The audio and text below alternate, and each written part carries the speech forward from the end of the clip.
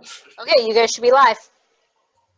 Hey, so this is John Laesch running for mayor in Aurora, Illinois, and we have a special fireside chat. We're bringing some community members together who spent part of their summer trying to work at the grassroots level to address the growing levels of gang violence in our community. And they are responding to what we are responding to the current mayor's press conference that he recently held, and he placed a lot of blame, didn't accept any responsibility for growing crime in our community, and instead decided to blame, of all people, community activists. So we thought we'd bring some community activists on to talk about real solutions that we can implement here in Aurora. I've been talking about job creation and economic opportunities for all residents of Aurora, especially those people who are working 40 hours a week and still living in poverty in our city, which I find to be an unacceptable number of people living in poverty here.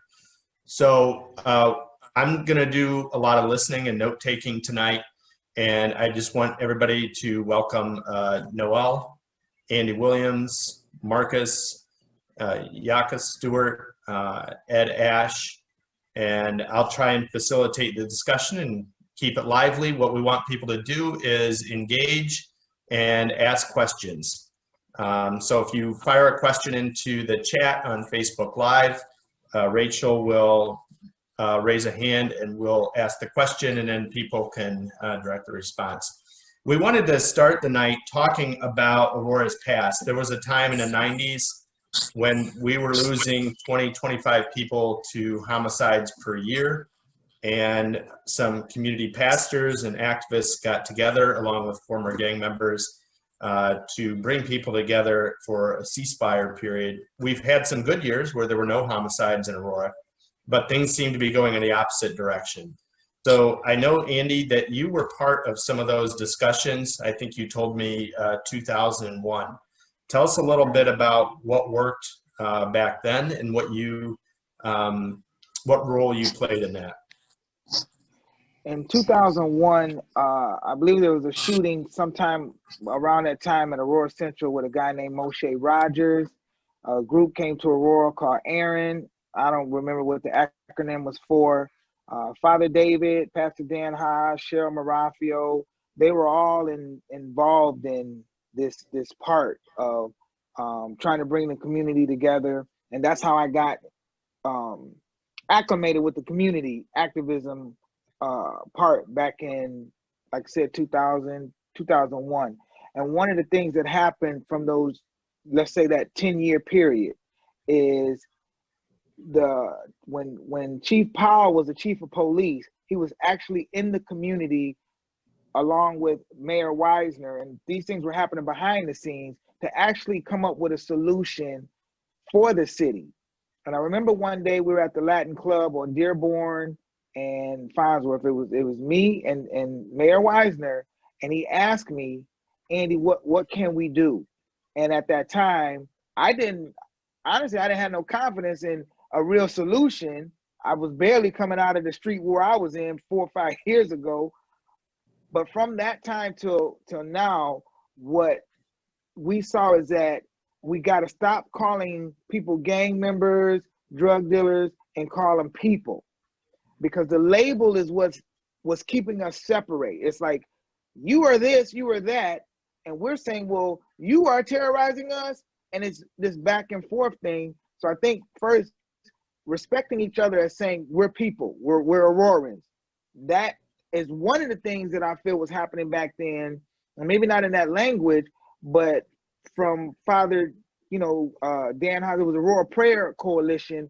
They were reacting. They would always come out after the shootings. But Father David Ingbarf, I think his name, he was very well committed into embracing the people labeled as gang members, opening the arms to them and accepting them as who they were. So that's what was happening in the 2000 type period. And I say back, which you didn't ask that, but back in the 90s, there was the surge of violence, and they labeled it as gangs, but it was violence happening from people against other people, And I think part of that result had to do with poverty and the economic conditions of our communities that we were in, that we have been born and bred like if we was a project. And that was the harvest coming from that. And so then, you know, shootings was happening. It became a undeclared war on the streets. And so that's what kind of like happened in the 90s. In the 96, it was 28 murders happened. Out of those 28, I knew 18 personally.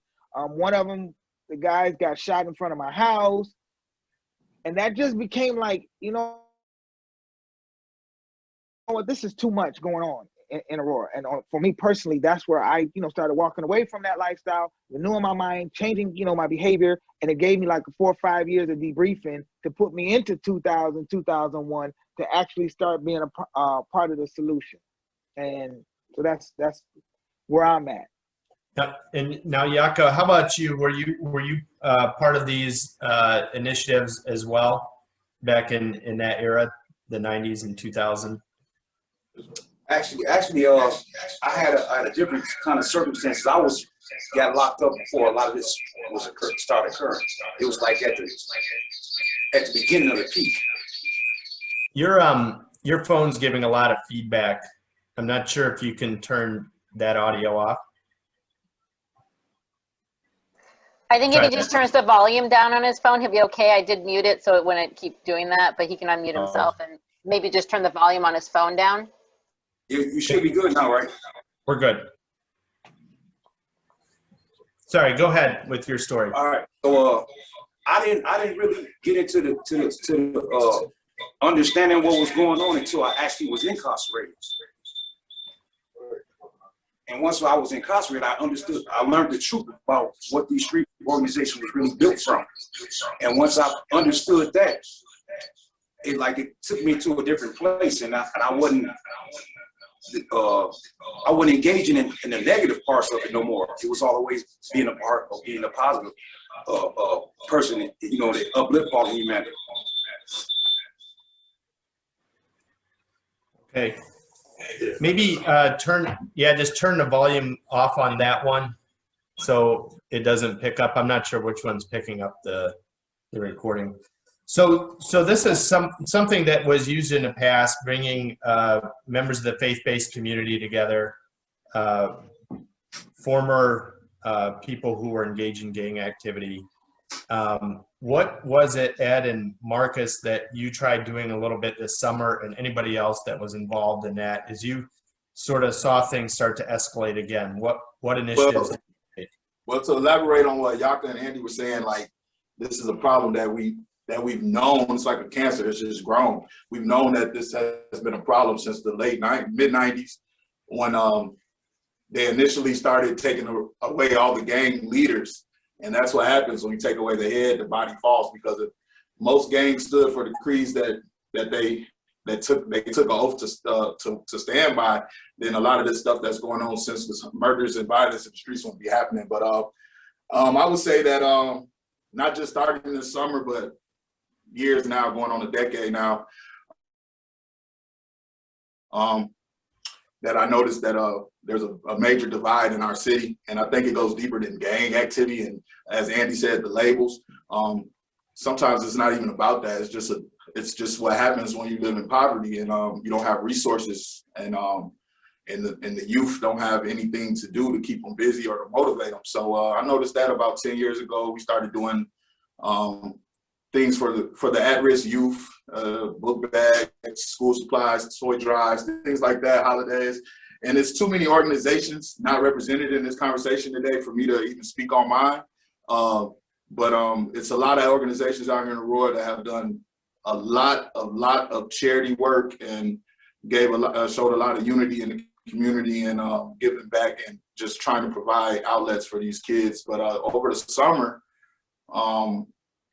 after a few incidents last year with police and noticing a spike in the violence after a homicide here about 6-7 years ago, rest in peace, Marcus Hollins. I noticed that a lot of stuff in the streets, a lot of dust got kicked up behind that, and it seems like it's been going downhill since.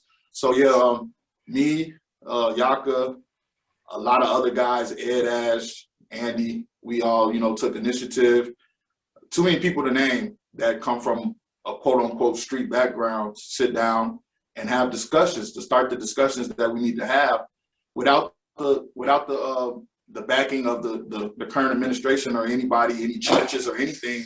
We decided to step up and see what we can do, and as a collective movement.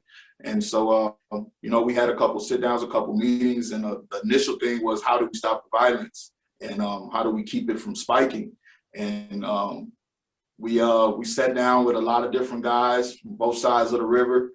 We talked about solutions, and it all boiled down to basically resources and economic development. And from those meetings and those sit downs that we had, we started doing things in the community with the kids and the youth and just anyone in need, passing out free barbecue in the summer to the poor, the Hezit House, anybody in the community that was hungry and wanted a plate.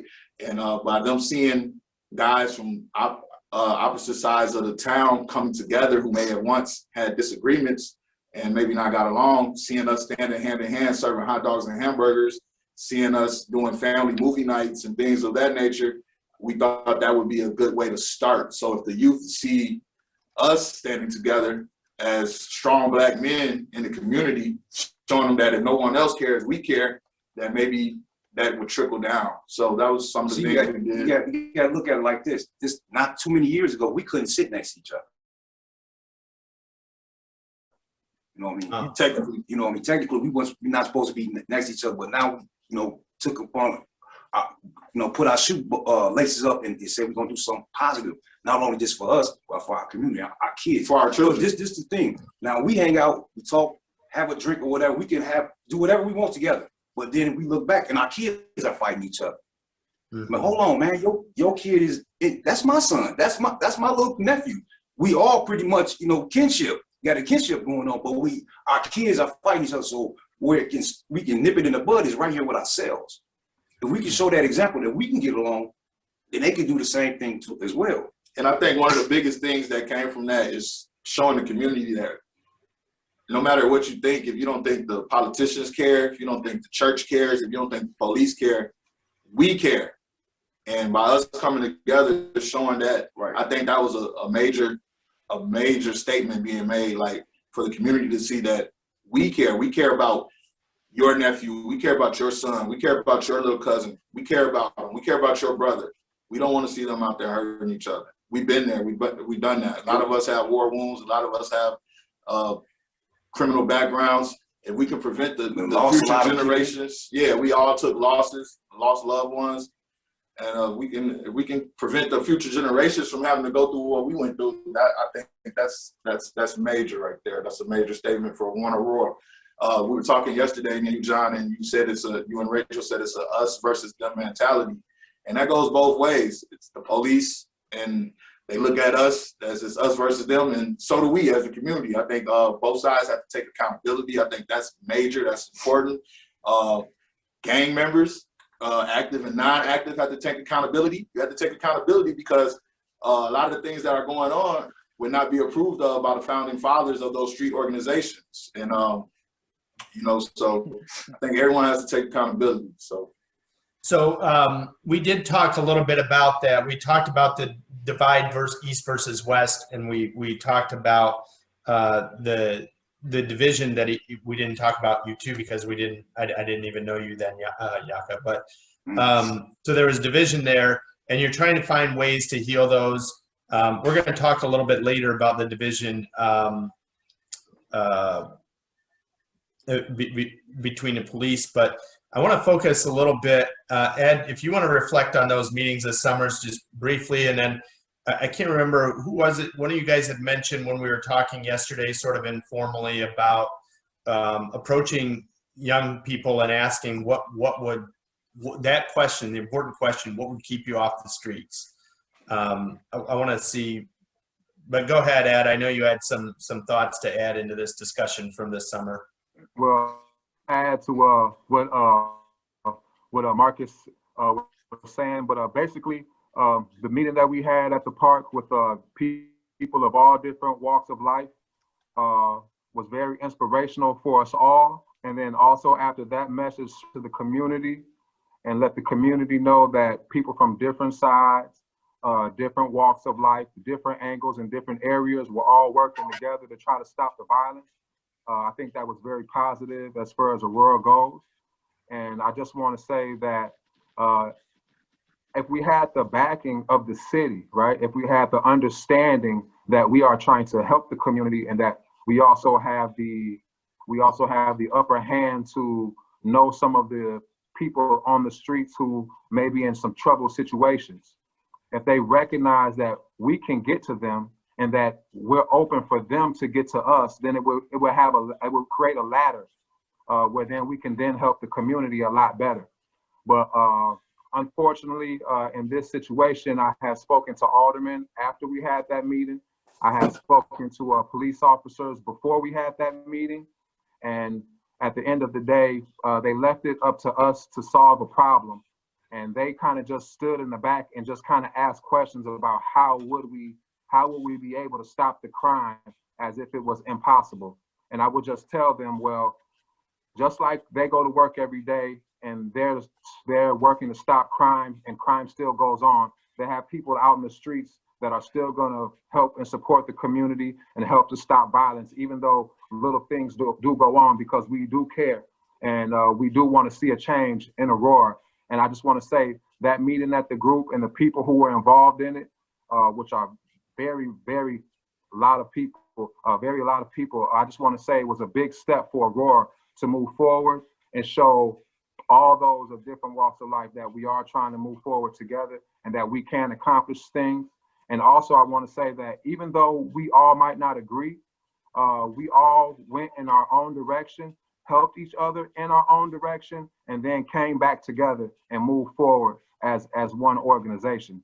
So I just want to let everybody know, even though we are separate in the things that we are doing, we still come together and unify and move forward to adhere to the task ahead, which is violence, bringing jobs and stability to Aurora, and also trade schools and more education.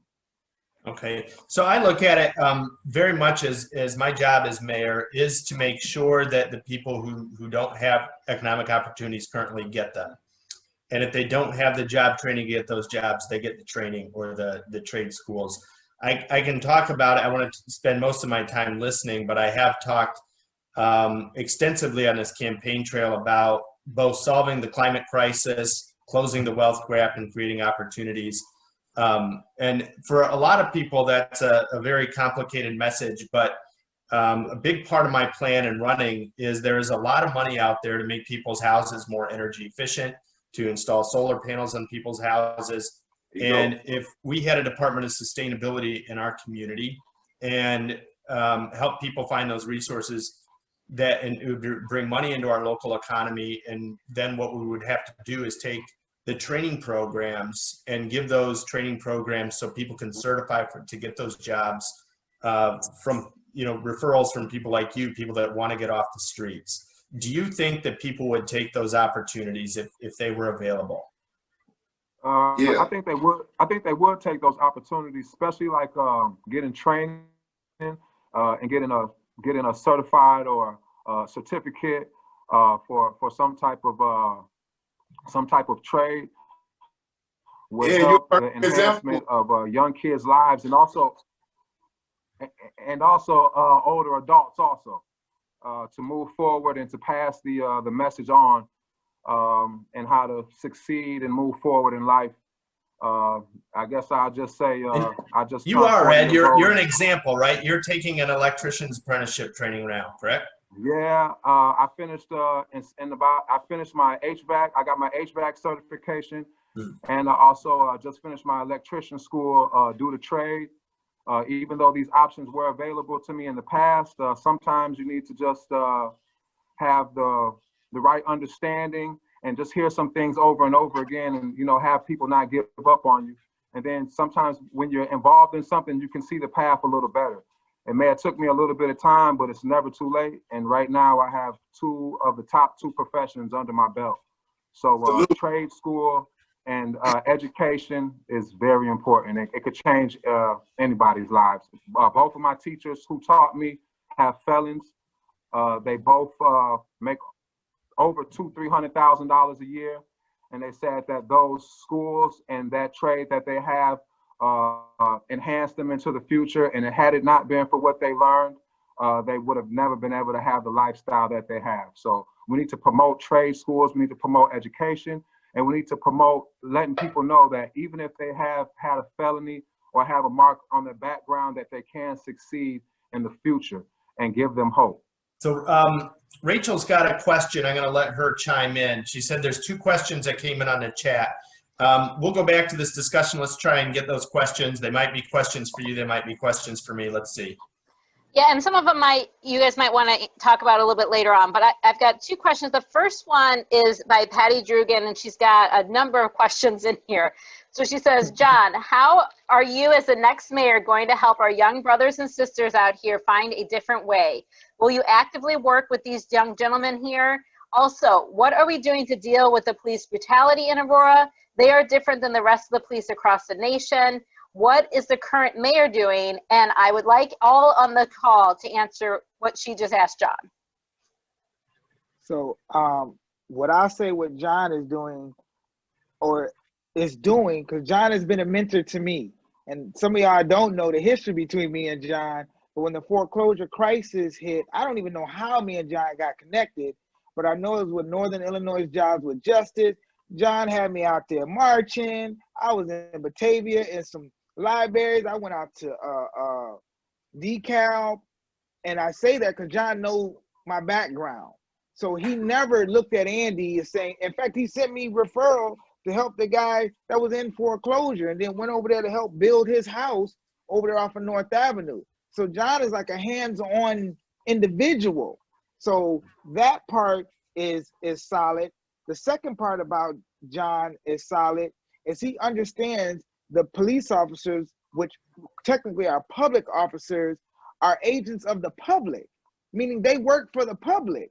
So the perception that the police officers can come in and, as we call them, domestic terrorists, terrorize our communities, that comes from the mindset of the leadership. So if the mayor thinks the police are doing a good job, if the chief of police thinks the police are doing a good job, then the mindset and the perception of their job description is tainted.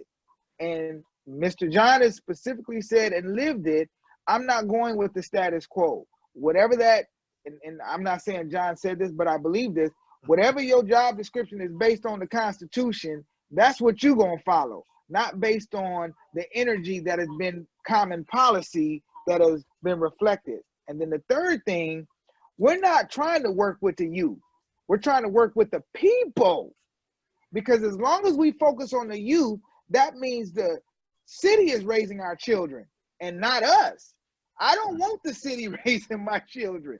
They don't. That is our job. And if we don't have careers, then we're letting somebody else tell us, our children, well, since your parents can't provide for you, we'll provide for you. And that's how we become governed by the government. We don't want to be governed by the government. We just want equality across the board. And that means the up to the 18, they should be at home being raised, because the one of us who can have a career or a job or the trade, we should be out doing that to come home and provide for our family. So I think it's been a little bit backwards. Yeah, so just to answer Patty's question, she asks, well, as mayor, what do I do to help the young brothers and sisters find a different way? Number one, I want to applaud everybody on here who's been doing that at the grassroots level. I do believe that the city has a role, and the city's role is to create economic opportunities and to make sure that everybody has access to those. It's not just for a select few, but everybody who wants to participate in a new economy can. So I think I talked a little bit about making sure and targeting our training and making sure training programs for a lot of these green building and new economy that I want to see us develop here in our city, that the people who want to retrain people that might have a criminal record and struggle to get a job because of that record have an opportunity to get the training, and people that have fallen through the cracks in our education system that need this support. And I think people that are referred through, people like you, people that are referred through the church, people that are referred through school counselors, and and through our shop programs and some of the feeder programs, or through some of the nonprofits that you mentioned where somebody's just find somebody struggling. J.L. Harris was down protesting the other night. He was talking about a young 15-year-old man that he found just wandering in the streets. That, I mean, he's a perfect candidate of somebody who needs a mentorship, and two, is probably fallen out of the education system and is going to need some support to get back into that system. But I'm going to let the conversation about police brutality in Aurora go back to you guys, because I want to see this conversation. You know how we had this us versus them conversation yesterday, and some of the things you've done to break down those barriers. I believe that from what I've heard as a candidate for mayor, that the barrier between the police and the community is probably going to be a little bit more difficult to rebuild that trust. I want to hear what you guys have to say and how that plays into the question of police brutality. Noel, I don't know if you want to chime in here because you haven't yet. I can pitch it to you first. And then, you know, Marcus or Ed or somebody wants to, go ahead. First of all, oftentimes the police on the streets, you know, any organization, you're a reflection of your leadership. So I think we have to go back to the basics where the police goes back to their training, maybe their mission briefs in the morning. You know, they need to be reminded they're public servants. You know, they're not here to be enforcers. Maybe they should be living in our community. They're going to look at us different. They're going to give more respect, more love back in the community. Our community is hurt. Our community suffered enough trauma already.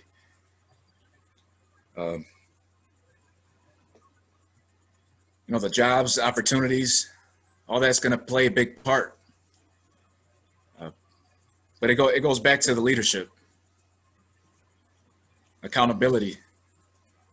So I'll just fire real quick on leadership. Coming from the mayor's office, I said I'll take a 25% pay cut first act in office. The reason is to communicate to everybody that works for City Hall that we work for the taxpayers. We're all public servants. We're not here to make a lot of money. Just saying from the top, that's where I'm coming from. All right, I'll kick it back to you. Marcus, were you leaning in? And what you said about, that was one of the things, I hate politics. That was one of the things that caught my attention. A couple of different people told me about you in the beginning, and that was one of the things that caught my attention too, the 25% pay cut. Because usually it's the other way around. They're trying to increase their salary as they get into office. But yeah, I commend you on that. But what Noel was saying is, man, accountability is the most important part of it, man. Like I say, it goes for the community as well. We have to take accountability for our children, our loved ones, our family members. We have to take accountability. If you belong to a street organization, you have to take accountability for your fellow members. But the police in Aurora have a long history of this. The question, when she asked the question, she said Aurora Police Department think they're like one of the greatest police departments in the country. And she's so on point with that, because if you went to those change initiative reforms that they had, which were a joke, by the way, you heard the police study repeat that type of rhetoric, that Aurora Police Department is one of the best police departments in the country. We have some of the best training. We do this, we do that. All you heard was pats on the back from the chief of police and anybody that stood up there and talked that represented the Aurora Police Department. You didn't hear any accountability. And I think that's the major thing that we have to start with, is because we're all human. We all human. Police officers are human. So they're gonna make mistakes. They're gonna do things that are not by protocol. So when are they going to start taking the accountability for what they do? And then once they start doing that, then we can start seeing change. If you don't think you're doing anything wrong, then they're not going to change anything. We made a list of demands from all types of different aldermen, different organizations came together, put their different demands together, presented it to them. I don't think not one of them has been honored. I don't even know if the body cameras are even are they even in the process of accumulating the body cameras yet. That would be a big deal, because the Aurora Police Department has a bad history of terrorizing, let's just say it as it is, terrorizing the Black and brown communities. And that's going to be hard to build that trust with them. That's going to be one of the hardest things as you, if you become mayor of Aurora, that you will have to try to bridge that gap. That's going to be a very hard gap to bridge. And last but not least, I'm going to let y'all chime in. The good officers have to draw a line between them and the bad officers. A couple sour apples spoil the whole bunch. So as long as we still have those certain officers out there that we can name by name, we all know them, still coming around, terrorizing the community, pulling you over 2-3 times a week, harassing you, then we're going to still have these problems, and there's no accountability. I have an incident personally with the Aurora Police Department where they will not take accountability for. I don't want to speak on it at this moment, but everyone will hear about it. Those who know, I mean, it's gonna be coming out real soon here again. But yeah, they just slap on the wrist. Good job. Everything they do is according to them by the book. So. All right, so we'll go to Yaka, and then we've got another question waiting in the queue. So I've got so far training, accountability, and residency mentioned by Noel. What other things? Go ahead. What I was going to speak about, what y'all was discussing, is really a mentality that we're talking about from the police and on guys from the street. It's a mentality that has to be changed. Now we are held accountable for our bad mentalities or characters, but they're not. But they still bring that same mentality to their job every day. So what can we do to help them maintain their mentality? Or they had a bad day at home and bring that to work. What can we do to offset that? Now, what I was suggesting is, now with 16 bullets and a police registered a firearm, 16 bullets. Now this this issue that I brought up in the case with my sister. Now imagine if you had 8 to 6 bullets, or those bullets that's loaded in that gun that would be non-lethal. Because if you shoot somebody more than 6 to 8 times, you meant to kill them. But if you give them a chance, shoot with non-lethal bullets 2-3 times, whatever they're gonna do, whatever they're doing right then, they're gonna stop. So at the same time, they'll be able to go home. The officer will be able to go home with a good conscience. Whatever he did, it'll be rectified. He'll be dealt with. He goes home though at the end of the day. Well, during the summer when all the riots were going on, they brought non-lethal ammunition down to the riots, and you would think that's when you would bring live ammunition. So if you feel like rubber bullets are good enough for a riot of people, then why are you carrying around lethal ammunition for just a traffic stop? I mean, if you feel like a riot is going on and you only bring tear gas and rubber bullets, so why do you ride around every day with lethal ammunition? Then? I mean, it just doesn't make sense. Give us a chance to go home. Even if it's an accident, you know what I mean? You might think I got a gun or I got my cell phone, whatever. I still go home. You only shot me with a rubber bullet. Mm-hmm. Now, if you shoot me more than 8 times, you meant to kill. In prison, they don't even have lethal ammunition. Right. Where the guards are numbered 100 to 1, they don't even have lethal ammunition. They use rubber bullets and tear gas. So it doesn't make sense. Tear gas and alternatives. Okay, and non-lethal ammunition. Rachel, go ahead. You got another question. Yeah, I do. So Jen Perkins is asking, can you talk about can you talk about how you'll work with the local organizations and help connect resources in our community to end the school to prison pipeline? The school to prison pipeline. That's you come with that job corps situation.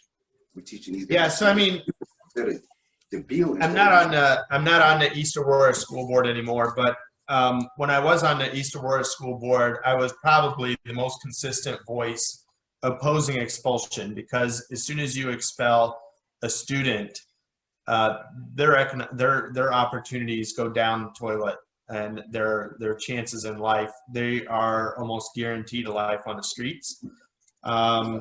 And one of the things that I pushed for, and I don't know that we ever successfully accomplished, was if somebody was expelled, they were expelled to a nonprofit organization where they would get that mentorship, and they would still have to go and learn.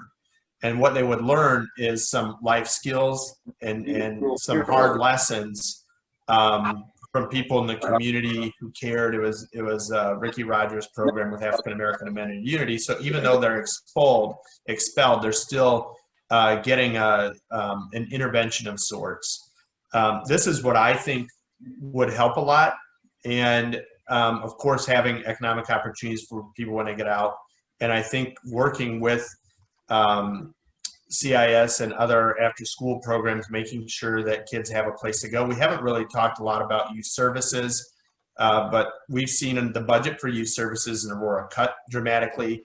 I've said that I would increase the tax on legal cannabis sales in our city and dedicate that money towards youth services as one way to adequately fund and make sure that the nonprofits and the people, even your organizations where you are demonstrating that you care and you are an extension then of the city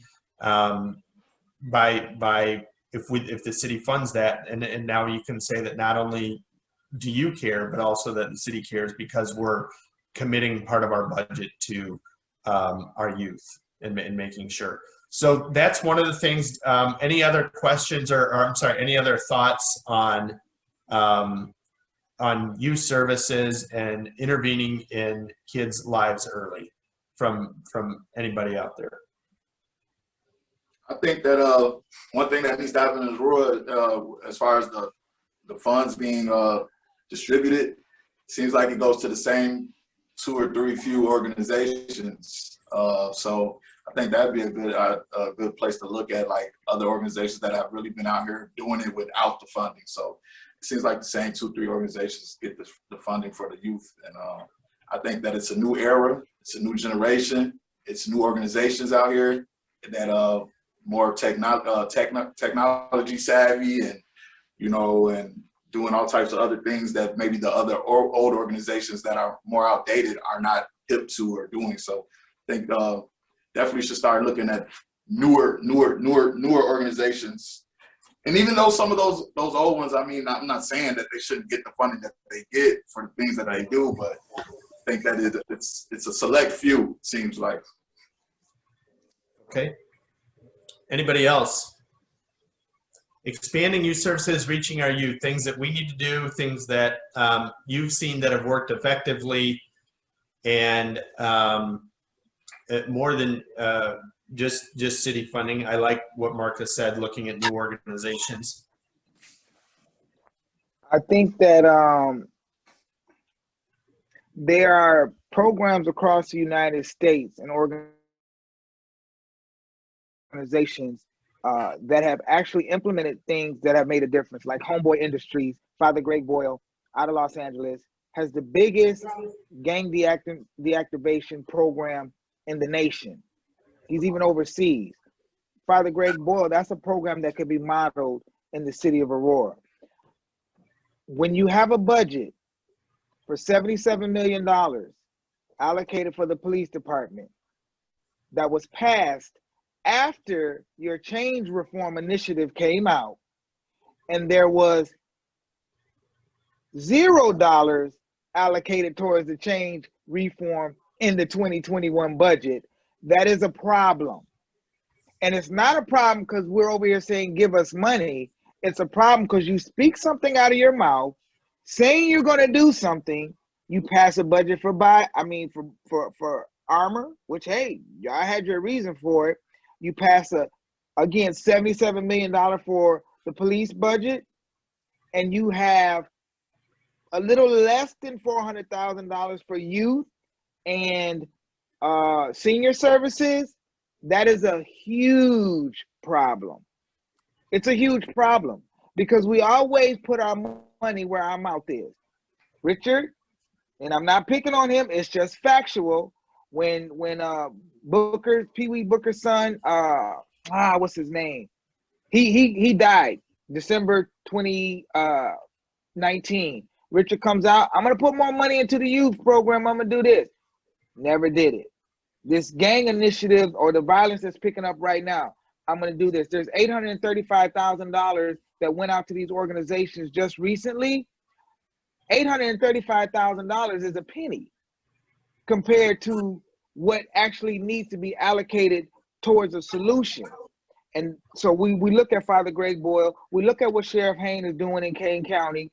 Those are programs and models that are working. But it's not like we got to come up with something new. Is basically what I'm saying. Everything that we need to do has already been done. We have model mayors. The mayor Asia Brown, I think that's her name, out of Compton. They have a whole economic development. You don't hear about crimes and shooting in Compton and all that stuff no more. What did they do to change that? Well, she worked with the rappers and didn't come out here to put on a concert. She actually worked with Dr. Dre and them to bring economic empowerment to that community, and that's what has happened. So why wouldn't we do that? So Andy, I'm gonna follow up with one of the next questions. We do have 3 or 4 more questions after this one. Just give you guys a heads up. But Margie Logman is asking kind of what you're talking about here. Instead of new services through the city, how would we support those that already exist? What are your guys' thoughts? I actually have a different way to look at that question, right? So you looked at the police budget.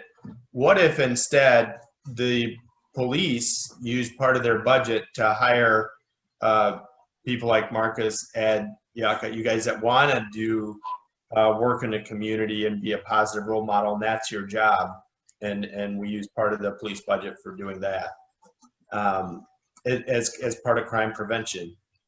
Or Margie's question, feel free to answer that too. Instead of new services, how do you support those that exist already?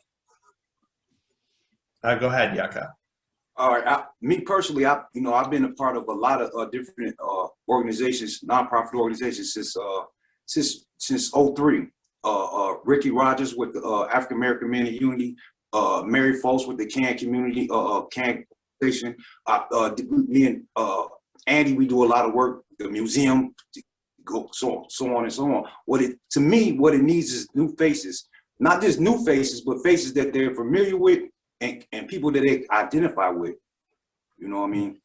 Right now, all the organizations that has been in the past, they not really cut from the same cloth.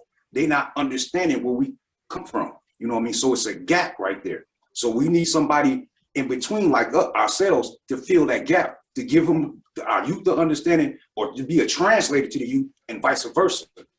So we have an understanding.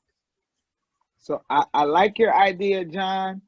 And what Yaka is saying is we have the experience.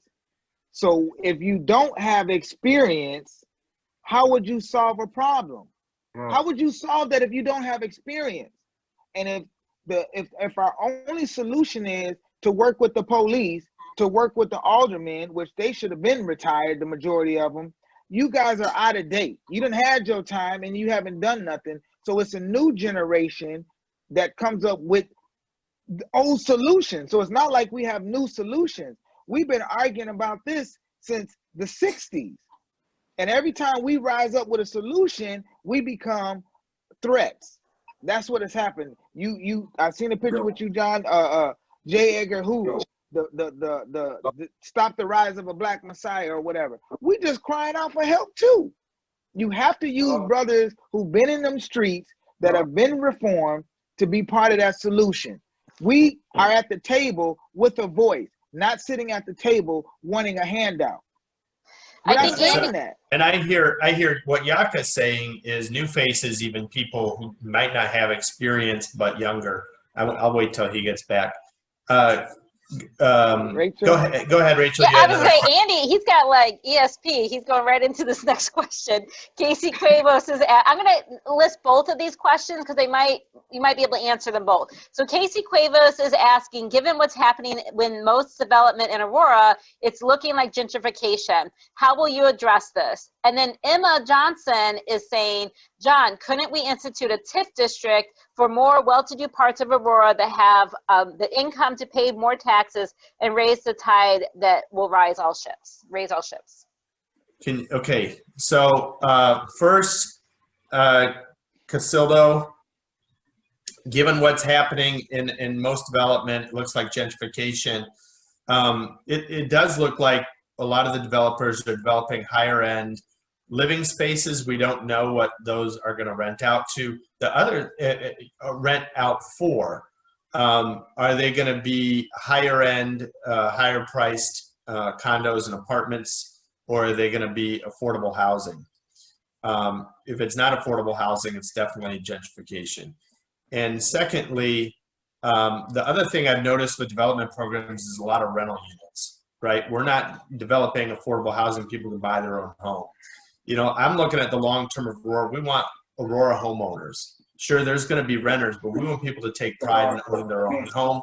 We want them to have a good paying job so they can afford to have their own home, right? And those are the two big differences that I see. Affordable houses people can buy. And we do need some sort of lower end transition for homeless people that are coming out of homelessness if they go through something in their life and want to work their way out, where there's some transitional living or transitional living for people who might be going through a training program coming out of jail where they received some job training and need to get on their feet.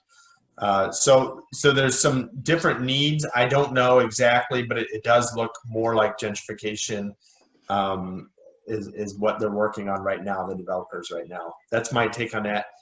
Emma Schneider-Johnson instituted TIF district for more well-to-do parts of Aurora that have the income to pay more taxes and raise the tide that'll raise all ships.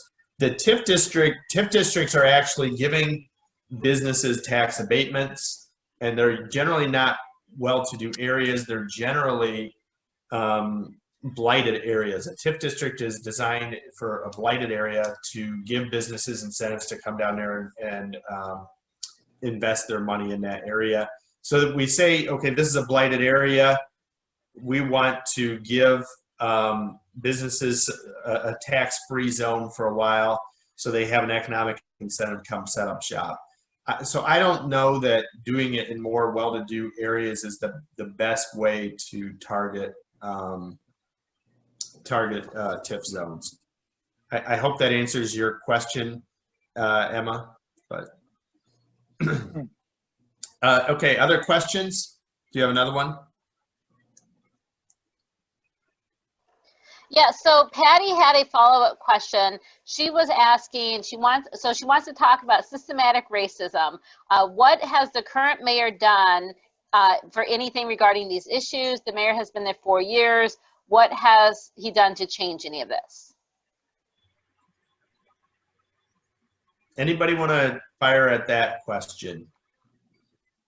What has the current mayor done to alleviate systematic racism?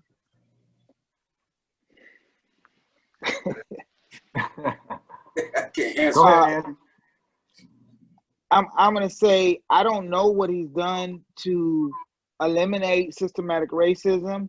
There's been some manufacturing opportunities, some innovation opportunities. They don't reach the right people. Because I've sat down with the mayor. So I sat down with the mayor 2 times. And one of the times I was told that I brought all these jobs or I brought all this stuff here. And I'm like, well, how come the people who need it ain't never heard about it? And I still haven't heard about it. We still haven't. When we had that issue going on with them homeless people living down there on River Street and in the woods, ain't nobody go down there. Maybe Chuck Nelson. So I don't want to say nobody. But they didn't help them people. Sheriff Haynes came. Yeah, well, I'm talking about Richard Irvin to deal with what the question was. For you to be able to sit down with them twice is progress compared to most people. I mean, I know they have a protocol that you have to email. Well, you know, Marcus, how I feel. Richard Irvin is still my friend, and so it ain't like I'm like, You sat down. I got a cell phone number. You sat down with him before he was mayor or after he was mayor? After he was mayor. Wow. After he was mayor. 2-3 times. Text him. Did you go on the website and fill out the form to request a meeting with him? No, I didn't do all that. I bet, because if you do that, you probably won't never get a chance to talk to him. We different, Marcus. Quit playing that. You know what I'm saying? I'm just saying, as a mayor and leader of the city, you have not adequately helped. I'm gonna answer the question. One question on systemic racism. So just within the criminal justice system, right? Because there's all of our systems have some level of systemic racism here in Aurora and through most parts of the country. But in the criminal justice system, you know, one of the things that I believe that I still see, in fact, a young man, it's one of the worst parts of this campaign is that it exposed a part of Aurora that I'm going to be honest, I didn't know existed. And one of the things is I get these videos all the time of police harassing people and having pulled them over. And if you look at the crime that they've done, it's nothing. But as soon as they get pulled over, because they're black or brown, they're getting their vehicle searched and stuff that I personally have never had to go through, right? So this is part of our criminal justice system where systemic racism still happens. Just at the very beginning of the process. That's not counting the process of going to court and everything that happens after that. So I know that it still exists. I don't know what it was like before Mayor Irvin, what it's like after. I'm telling you what it's like right now. And I'm sure that other people on this call have things. I know you wanted to chime in, Noel. Go ahead. On systemic racism, I'm with you guys. First of all, I think we got to go to the basics in the schools. You know, animals are represented more than Black and Latino children are in the children's school books even. We're teaching Black history from colonizer perspectives. We're teaching children that Black history started with slavery. So we're programming our children already. We're programming the teachers. You know, I feel we have to ensure the teachers are equipped with, you know, with skills that provide the kids with more cultural experiences, more realistic literature. You know, we're oftentimes punishing these children for, you know, there's expected behaviors that should be taught instead of punished. Unity. Well, I think We're those are criminalizing. I feel we're criminalizing some of these children's behaviors instead of helping them. Yeah. You know, so we're starting young with the mindset, the systemic racism. You know, it's in the grade schools. I can't speak on what the current administration has done as far as systematic racism goes, but I can say this, John. You said that you were enlightened to find out some things about Aurora that you didn't know. I mean, I'm pretty sure each one of us on this call, besides you, we already knew those things, whatever you discovered, because you live it every day. But I can tell you this: if I don't understand the Aurora Police Department or the current mayor's way of thinking of going about this, but obviously, if the things that they're doing, you say you saw videos of them harassing people and, you know, on traffic stops and all that, and the violence is still peaking, like the crime rate is still going up. So obviously, what they're doing is not working. So if they don't realize that what they're doing is not working, as far as keeping crime down and promoting peace and unity in the community, harassing people, everyday citizens, is not the answer to it. You know, so they need to reconstruct their whole. It goes back to what Noel said. It goes back to their training. If they don't come up with new methods of training their officers. John, you said something yesterday. You was like, so what do I do? Get rid of the whole force if I become mayor? I mean, trained till they blue in the face, but it's their mentality.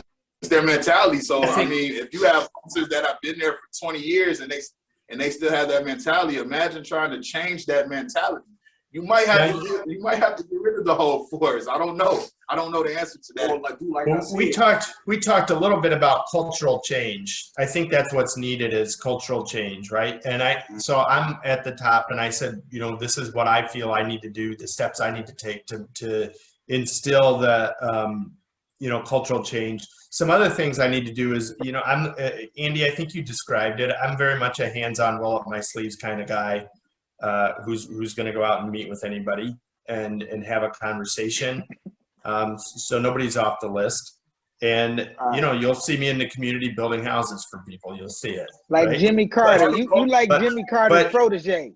But other than that, you've mentioned, we even on the discussion yesterday, you had mentioned that there's some police officers that you consider to be good police officers, but they left because the culture's that bad. Is that right? Yeah, I know one in particular. I'm not gonna name him, but I know one in particular. But he knows more. We know people that have left the force because Aurora, the climate in the Aurora Police Department is not right.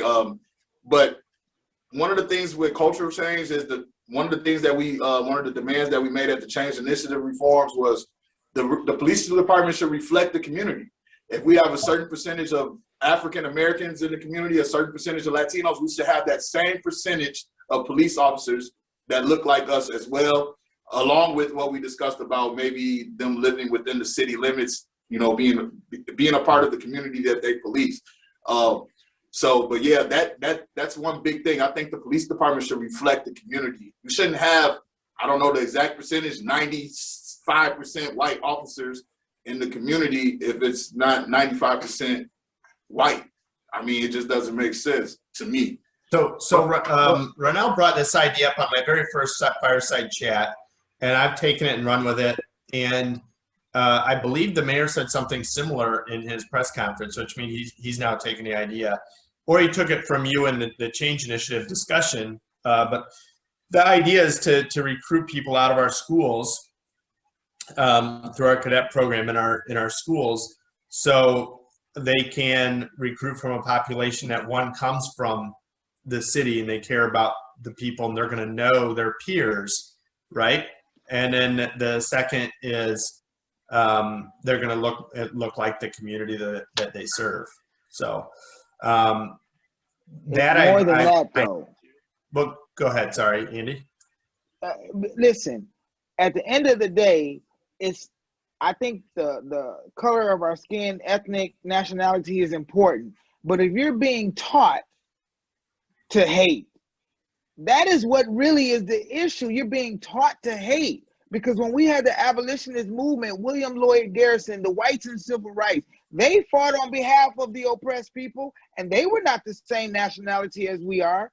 I feel that it's part of it that you need to be, we need to be represented, our nationality, but we also need to be educated properly, which the police officers need to understand what their role is to protect and to serve, not to terrorize, harass, and oppress, and keep the spirit of the Ku Klux Klan alive. You cannot do that.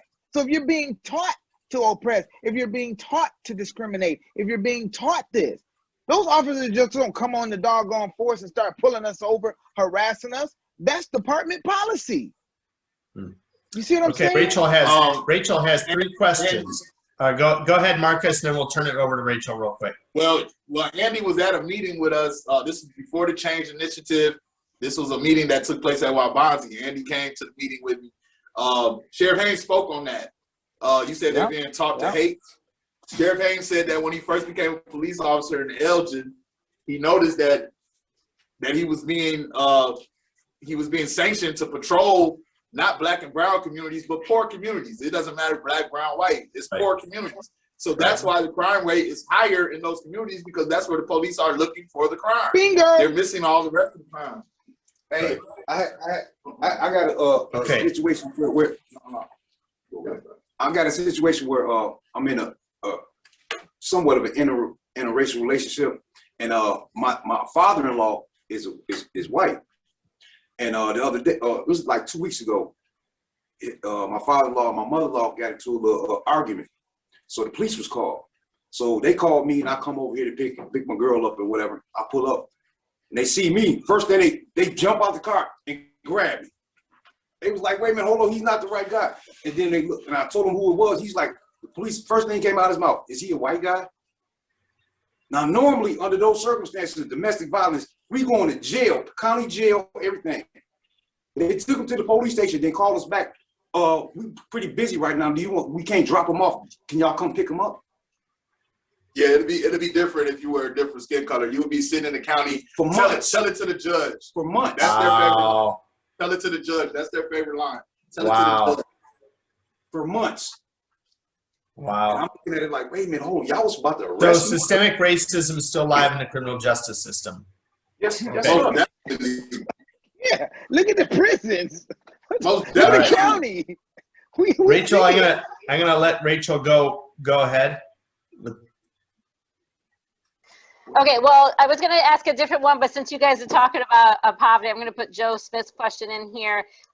He's saying poverty equals crime, or are you talking about corporate crimes against humanity? And there's some other comments about rich versus poor. So I'm going to let you guys, since we said they were preventing crime on this Fireside chat, that was our discussion, how does that go towards some of the corporate crimes we see? And maybe tax, we talked a little bit about taxes. How does that affect poverty? Well, I mean, okay, so it's not a very clear question. Are you talking about corporate crimes against humanity? So I think what I was talking about was, and then you just hit the nail on the head, that if you police one area, you're going to have more people that you pull over, right? You're going to be in that. More drugs. You're going to find more drugs when you're pulling everybody over in a 5-block radius than you're going to find where you're not pulling nobody over at all. You're going to find more drugs in that area. Trust me. Okay. So one is it's because they're over policing those areas that are high poverty areas. That's the issue there is over policing. And then I don't really fully understand Joe Smith's question. Does anybody want to talk about the poverty equals crime component of that? I feel like I'm not clear on Joe Smith. Do you want to have another question for us, Rachel? Yes, I do. So Janie Aurelio is asking, what are your thoughts on the Civilian Review Board that the current mayor is creating? Is this something you will continue if elected? So my thoughts on the Civilian Review Board is this is one of the solutions that was presented when the word accountability was brought up, that there's nobody to hold the police accountable if they break the law, and other than the state's attorney perhaps, but from the mayor's office, the importance of a Civilian Review Board is make sure there's accountability. The problem with the way that it's currently structured is if somebody does something wrong, it goes through an internal police review process.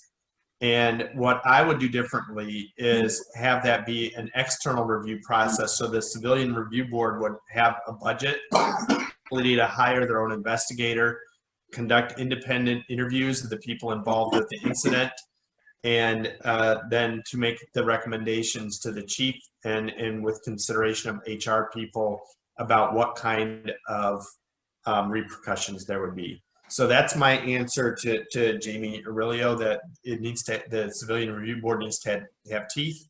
And I would add to that, we could include a person from that Civilian Review Board on contract negotiations through the city with the police union. So anybody else have reflections or was part of the Civilian Review Board discussion this summer? If I could chime in, I think it's important to let the other people, the community know who may not understand or not have been on the front lines, that a lot of these new ideas that have come out through the city have came from the community and from the people in those review meetings and people having discussion with the city. And even though, let's say 99% of the time, the city did not give out the due recognition to the community. So the Civilian Review Board was actually brought up by a lady in the community that came to Aurora because of the George Floyd riots. And she was there the next day when they had arrested a young gentleman for fireworks. And she was from Minnesota. And she had made the suggestion that why isn't the Citizens Review Board reviewing this instead of arresting the man and having a problem over snaps? Well, through that conversation and that instance came the idea of us all the community putting our ideas together and submitting them to the city and the police officers. So I just want the people out there to know that the Citizens Review Board came from the community and the outcry. The communications with the police and the community after the Citizens Review Board came from the community and the activists and the ones that are on the phone and some that are not present. The push for body cameras came from the Change Initiative, and let's just say a citizen standing up, giving an example of how a police officer can assault you on somebody and then go on about their day and be assault you. So I just want the community to know that 99% of these solutions that are coming from the city are from the people on this phone and from the people are from the people who the people on this phone work with, which is the whole community. This is not the works of the city making advancements towards helping. This is our work, our community, giving them our ideas, and they're taking it and not giving us back the due diligence and credit. So I just want the community to know that we are the ones who are making this change. We are the ones that are giving them this information, these ideas through heartache and pain, for them to unfortunately shield themselves and figure out how to make sure that they're not held accountable for what we're trying to do. And Right, to piggyback off of that, not only they're not even doing them exactly how we suggested it. Even with the change initiative, and the Citizens Review Board, they want to put who they want to put on the Citizens Review Board. We suggested that they get actual citizens, not someone connected to the city, not someone tied in with the mayor's office, not someone who donates to the police department and to the police union. We wanted actual citizens to be a part of the Citizens Review Board. I think the change initiative was a joke. That was one of my questions, actually, was you participated in the change initiatives this summer. What do you think of them, and were your voices heard? I know, Marcus, you think it was a joke. Ed, do you feel like some of the ideas are starting to bubble up? Probably not there yet. Anybody else? Thoughts on the change initiative? If you participated, especially what you think now. I got some actual numbers and I was looking for them. 2021 budget of Aurora, $77 million, police department, 1 million animal control, 1 million parks, $413,000 for youth and senior services, $0 for the change reform. $0 for the change reform. $0 for the change reform. $0 for change reform. It was a So joke. that's the 2021 budget. I'm only going off the numbers that I read.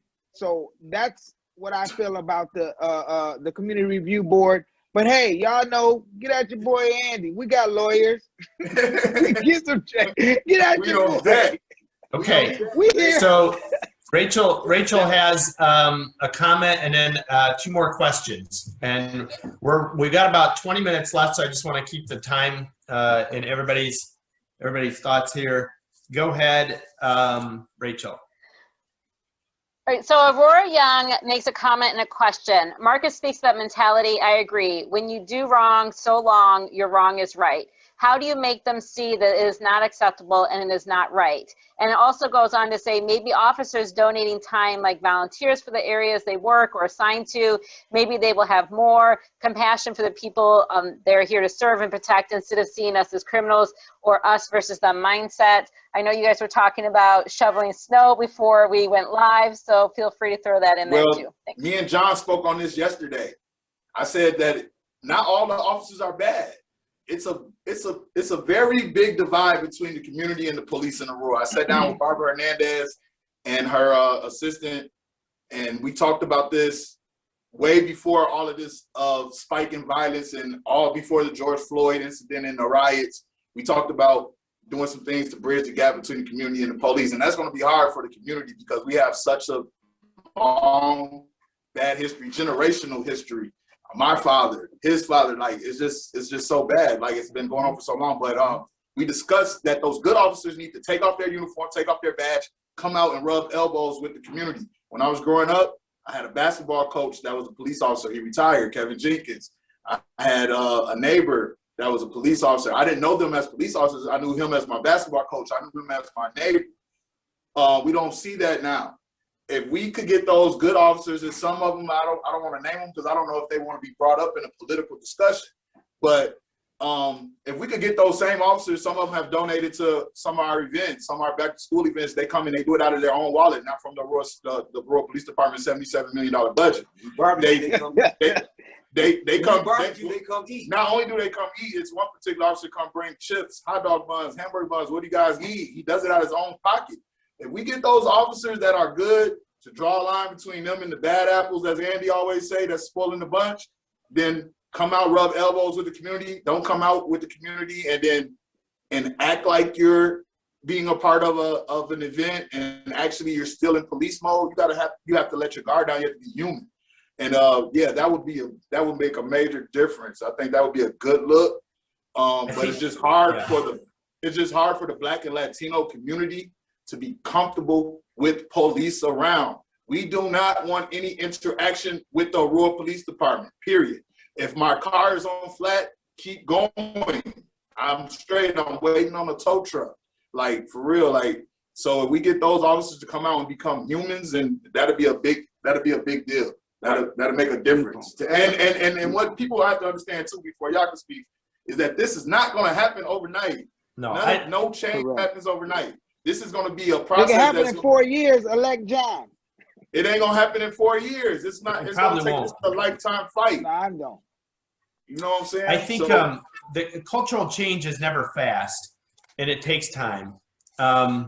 But what you're saying is, I want to be clear, is that yes, you're interested in rebuilding the relationship. What you want to see the officers do is take off the uniform and present themselves as human beings, and start to see you as and the kids in the community that you're trying to reach.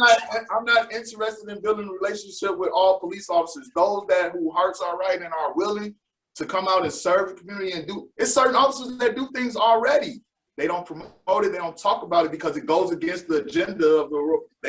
They have $0 towards the change initiative program. That speaks volume. What if we put, okay, so we talked about this yesterday too, is what if we put the $88,000 for riot gear towards community picnics, feeding the people? $88,000?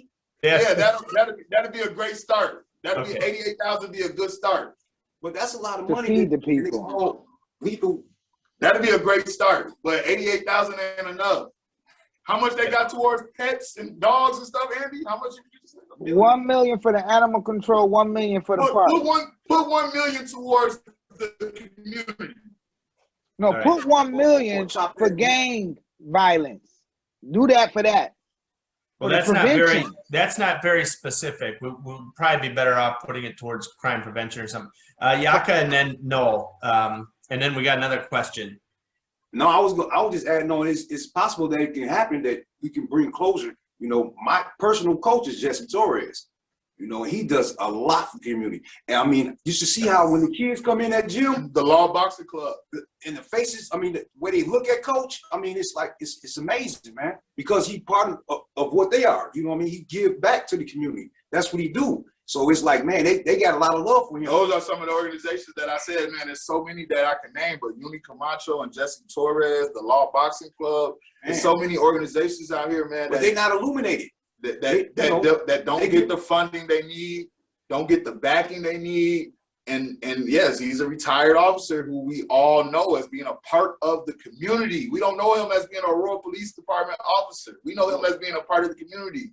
The officers that we're talking about, whatever neighborhood he come through, Jesse coming, everything that's going on wrong gonna stop immediately out of respect. No, I agree with all you brothers. I feel with the police, it's a mindset that they have.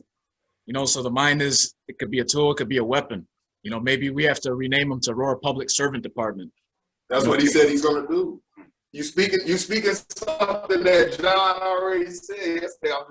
I didn't mean to interject, but he said he's changing the name. No, he said something earlier about the construction thing. I mean, the same thing we had put on paper. The same thing. That's gonna get their mindset. That's going to get their mindset in the right place from the jump. You want to serve the community, you're going to be a public servant. If you have a problem with being called a public servant, maybe that's not the occupation for you.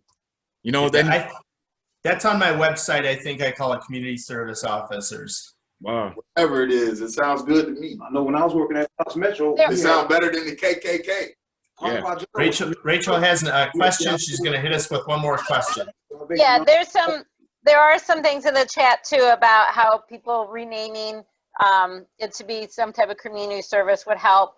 Also, just for those who maybe weren't following along, the $88,000 that was suggested, John said, for picnics, that comes directly from the $88,000 that they approved for riot gear this last fall. Obviously, the change initiative would need more funding than that, but that's why the $88,000 was thrown out there. All right, Jalitza Collins says, absolutely is a mentality. I tried to explain to Chief think it's Wykick, I'm not sure about that name, that it's not right that I have to teach my son how to survive a traffic stop, no sudden movements, keep your hands visible, don't reach for anything, etc. The chief said, I have to do the same thing. His mentality is that his experience is the same as Black and brown men.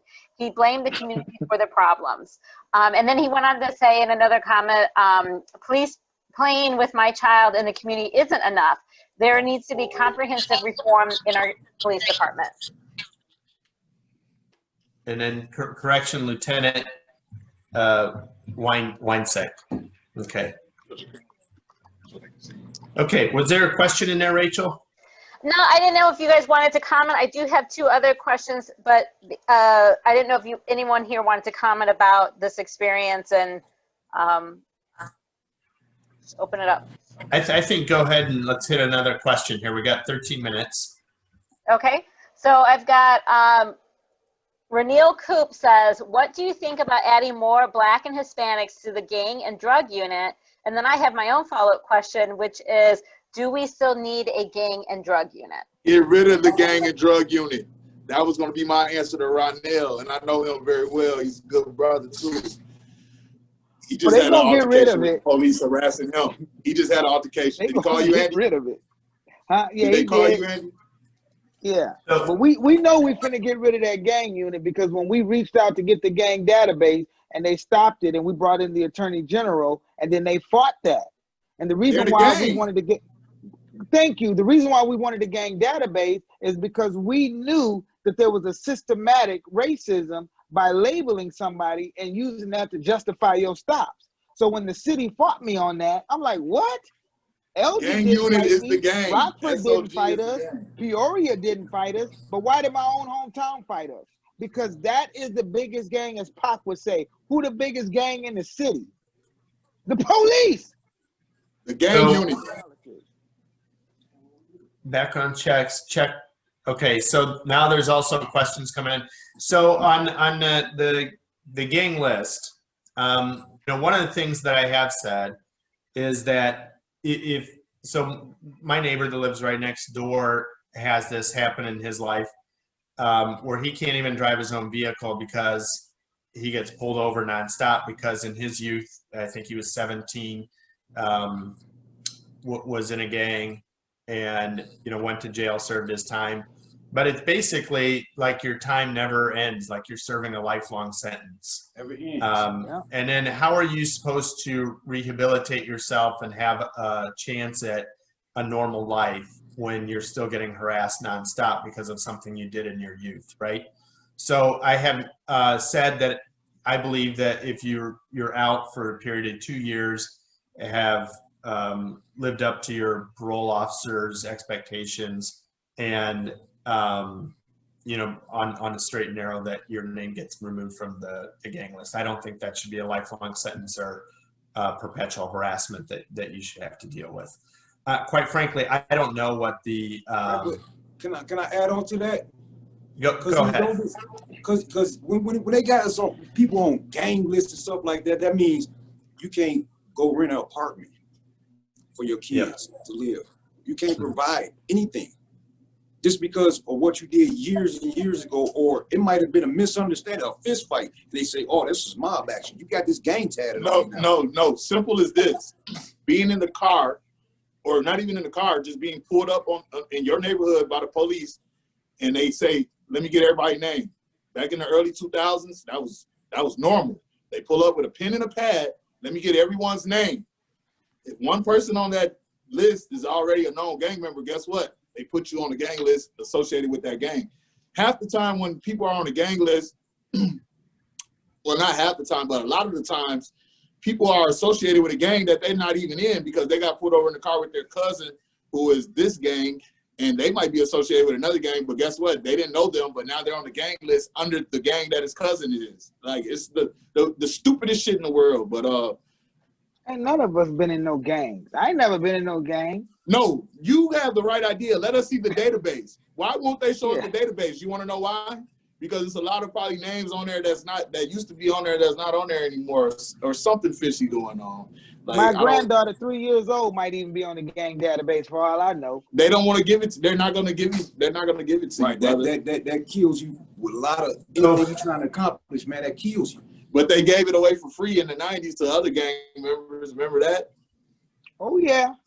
So JL Harris is on asking a question. John, do I believe in the gang and drug unit? Okay, so I want to talk just a little bit about our procedures and protocols, because this happened in front of my house where 2 Latino kids got pulled over, and you know, I recorded the whole thing. They were pulled out of the car was searched, they were patted down and searched. And you know, I went up to them afterwards and I said, well, what did you do wrong? They said that they failed the signal is why they got pulled over. And then you know, so I wrote the police union president and asked him if he could get some background. He said, well, they smelled cannabis. The police officers smelled cannabis. But cannabis is legal in the state of Illinois. And to me, to partially answer your question, JL, to me, why are we wasting taxpayer resources on tracking down a legal drug? Right. So I just think that is a waste of taxpayer dollars. I don't know the extent of how many people we have in the gang and drug unit. I don't know what role they play. I don't know all the details. So I'm not going to answer that question. Do I believe in it or don't believe in it? I would have to learn a lot more about it. What I've said about the gang list and what I've said about, I believe, a misappropriation use of taxpayer dollars is, it's almost like you're pulling somebody over and cigarettes are legal, right? So why you don't ask somebody that smells like cigarettes and pull them out of the car and start searching their vehicle? I love it. John, you so cool. Hey, John, man. John, the reason why you shouldn't believe in the gang unit, I'm not going to tell you what. Let me hear your perspective. The reason why you shouldn't believe in it is because, as my brother Yaka just said, what is the gang unit? Who are they targeting? Who are the gangs? The labels. Andy talks about the labels all the time. The labels are the street organizations, the gangs. Okay, who are they? They are the black and brown, the poor community. Yes, you should not believe in the gang unit because that's who they target. That's what you're going after. Stop labeling us. Stop labeling us. Which leads towards the us versus them mentality. So how do we? And we'll stop labeling you as racist officers. It's like it goes back to what I was talking about earlier with my father-in-law. When he get in the car, I get in the car with him, he's speeding. I'll be like, hey, slow down. He like, don't worry about it. I'm white. Wow. This is their mentality. You know what I mean? Yeah, that's why you shouldn't believe in the gang. They target the black and brown communities. Right. You know you're not gonna get stopped. And I know plenty of guys on the gang list that have never been a part of any street organization, any gang, anything of the sort, and they're on the gang list. If we have better job opportunities for people, what becomes the role of the street organization that you're referencing? Aurora will become a model city. Aurora will be a model city, city of lights, because the Laesch people known on the gang list, now we can provide opportunities for our friends, our neighbors, our children to discover their purpose, whether it's artists, whether it's a welder, whether it's a painter, because we can build our own affordable housing. Homeboy Industries, to your thing, John, they create the solar panels. They create them. Brother, listen here. You ain't finna do nothing but make about $700 a week at the most slanging. Over here, you can make $1,000 a week, and you go home every day after 6 to 8 hours. Man, for real? For real. See, that's what happens. And I'm going to school to be a construction manager. Are Come you? on, dude. We can build our own sustainable housing. I want to give everybody a chance here. We've got 4 minutes left, just to wrap it up.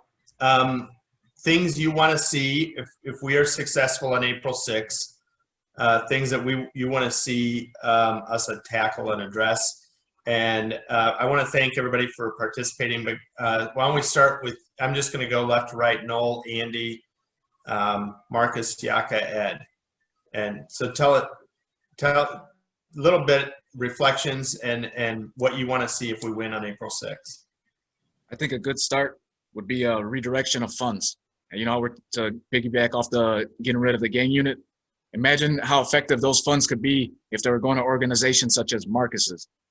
You know, Marcus organization, and there's several organizations similar, they're doing God's work. God says when you help out the least, when you help out the least, you're helping out God himself.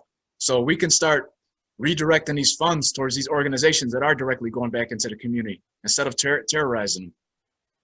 Could be a start. Andy, go ahead. I'd like to see Mayor John name on the door down at 44 East Downer. That's the first thing. And then the second thing is I'd like to bring in the funds from the Apprenticeship Act that was passed in Congress in 2019 and build the vocational and trade schools out here in Aurora to become a model city for the nation. The city of brotherly love, the city of light, and let us shine. Go ahead, Marcus. I would like to see the Black and brown community come out and vote. The same energy that y'all had for the national election, I would love to see that for your local election, which affects you more.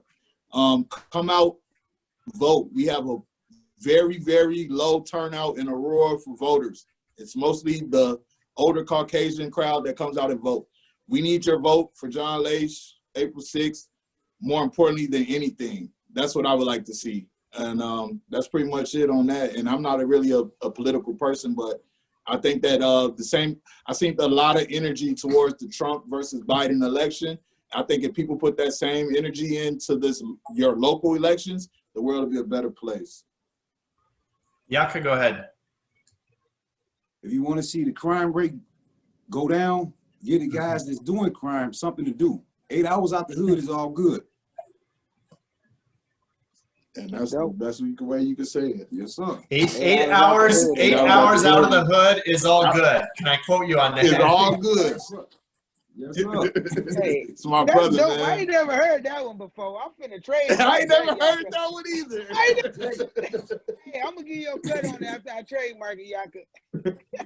All right, I think we might use that. I think we might use that in our press release, Yaka. And Ash.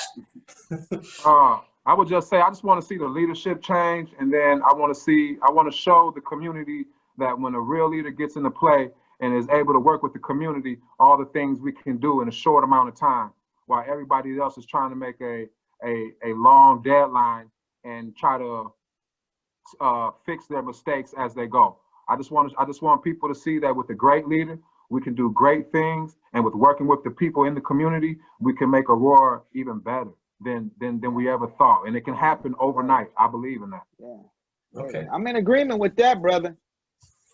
I'm a realist about cultural change, but Ed Ash is we can do it in 4 years. Oh, you know what? Shout We're out gonna to work. JL Harris. I Shout think out to JL Harris. He's another one that has another organization out here, been doing things in the community. He had a question for us earlier, so I want to make sure. Yeah, let me talk a little bit about JL Harris. You know, fascinating revolutionary thought that came out of him. He's been protesting down at the Quick Mart there in Jericho. And, yeah, I saw him. On 31. And, you know, he made a point that when people experience discrimination in the workplace and out in their community, they get fed up, right? And they get angry and they want to take that anger out on people. And he said, look, what I'm teaching people to do, because he experienced a racist experience at that store. He went in and bought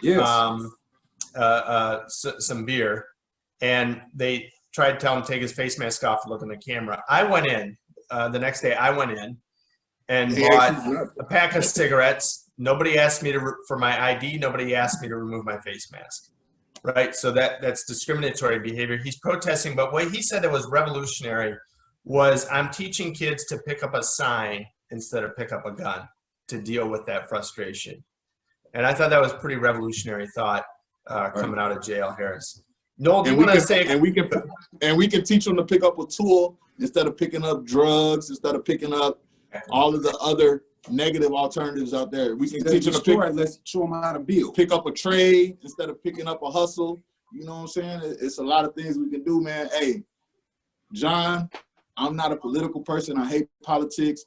Most politicians, they come to the Black community, the brown community, they campaign. As soon as they get elected, we don't hear from them, we don't see them. John, I have discernment that you're a totally different type of guy, and I wish you the best.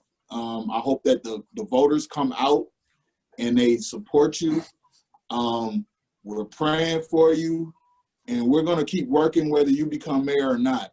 And you're going to forever be working with us from this day on, brother. Amen. Yeah, I believe that if you pick up a clipboard, you can change things. So that's what I started doing when I saw injustice in the world. Noah, do you want to wrap up with a quick prayer and we'll call it a night? Yes.